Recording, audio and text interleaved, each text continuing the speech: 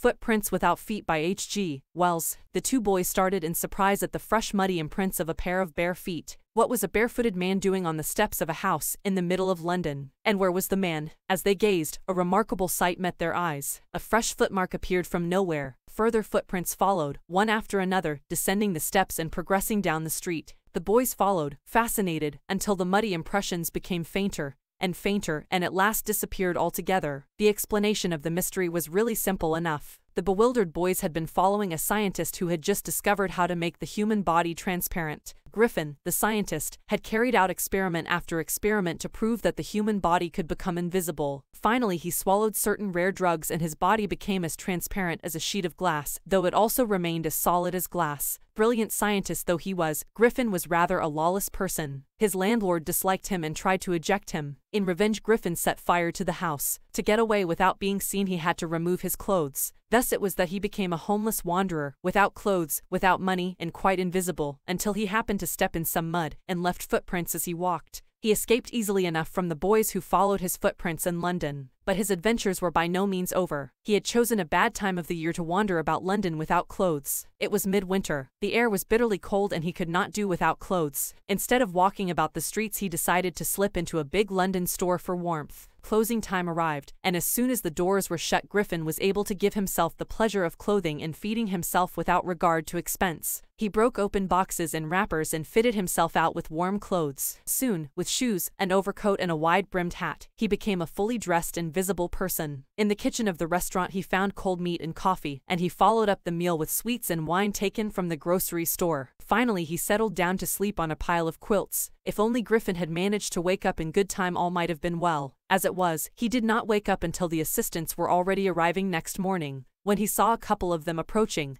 he panicked and began to run. They naturally gave chase. In the end, he was able to escape only by quickly taking off his newly found clothes. So once more he found himself invisible but naked in the chill January air. This time he decided to try the stock of a theatrical company in the hope of finding not only clothes but also something that would hide the empty space above his shoulders. Shivering with cold, he hurried to Drury Lane, the center of the theater world. He soon found a suitable shop. He made his way, invisible, upstairs and came out a little later wearing bandages round his forehead, dark glasses, false nose, big bushy side whiskers, and a large hat. To escape without being seen, he callously attacked the shopkeeper from behind, after which he robbed him of all the money he could find. Eager to get away from crowded London, he took a train to the village of Iping, where he booked 2 rooms at the local inn. The arrival of a stranger at an inn in winter was in any case an unusual event. A stranger of such uncommon appearance set all tongues wagging. Mrs. Hall, the landlord's wife, made every effort to be friendly, but Griffin had no desire to talk, and told her, "My reason for coming to Iping is a desire for solitude.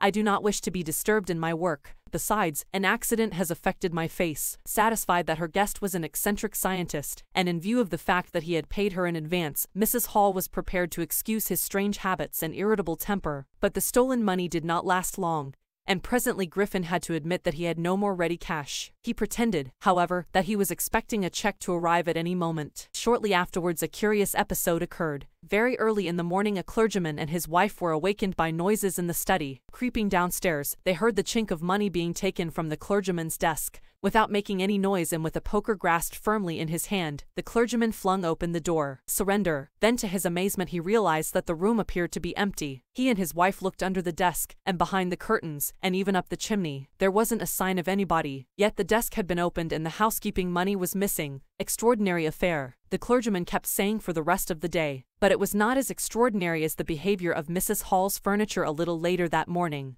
The landlord and his wife were up very early and were surprised to see the scientist's door wide open. Usually it was shut and locked, and he was furious if anyone entered his room. The opportunity seemed too good to be missed. They peeped round the door, saw nobody, and decided to investigate. The bedclothes were cold, showing that the scientist must have been up for some time, and stranger still, the clothes and bandages that he always wore were lying about the room. All of a sudden Mrs. Hall heard a sniff close to her ear. A moment later the hat on the bedpost leapt up and dashed itself into her face. Then the bedroom chair became alive. Springing into the air, it charged straight at her, legs foremost. As she and her husband turned away in terror, the extraordinary chair pushed them both out of the room and then appeared to slam and lock the door after them. Mrs. Hall almost fell down the stairs in hysterics. She was convinced that the room was haunted by spirits, and that the stranger had somehow caused these to enter into her furniture. "My poor mother used to sit in that chair," she moaned. "To think it should rise up against me now." The feeling among the neighbors was that the trouble was caused by witchcraft. But witchcraft or not, when news of the burglary at the clergyman's home became known, the strange scientist was strongly suspected of having had a hand in it. Suspicion grew even stronger when he suddenly produced some ready cash, though he had admitted not long before that he had no money. The village constable was secretly sent for. Instead of waiting for the constable, Mrs. Hall went to the scientist, who had somehow mysteriously appeared from his empty bedroom. "I want to know what you have been doing to my chair upstairs," she demanded.